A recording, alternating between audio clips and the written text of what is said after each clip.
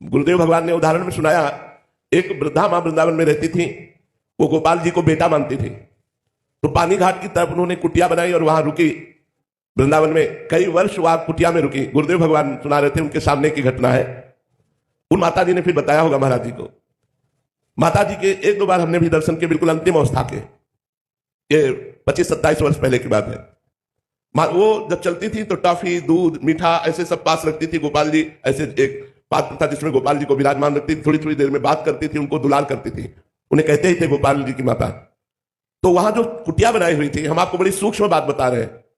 तो एक जो अराजक तत्व है, उन्होंने उनको धमकी दी जाके कि कल कुटिया हम खाली कर देना, ये जगह हमने खरीद ली है ऐसा।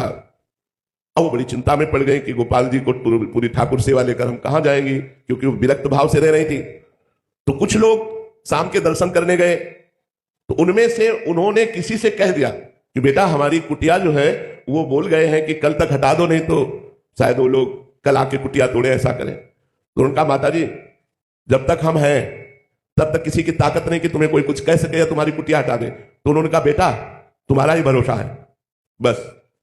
गोपाल जी रोज उनके हाथ से भोजन पाते थे, बात करते थे।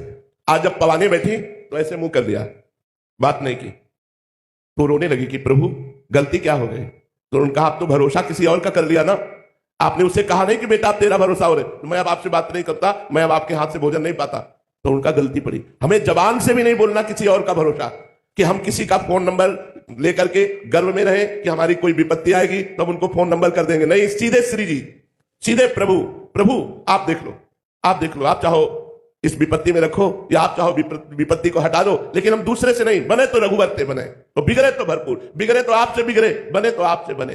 पूरा भरोसा जब होगा भगवान का, तब माया मुक्त जी हो पाता है। इसीलिए हमें चाहिए कि संपूर्ण भरोसा भगवान के चरणों में रखें। वचन से भी किसी से ना कहे कि अब तुम्हारा ही भरोसा है, नहीं, हमें श्री जी का भरोसा है। अगर तुम्हारे द्वारा कार्य बन रहा है तो मेरी श्री जी ने कार्य बनवाया है।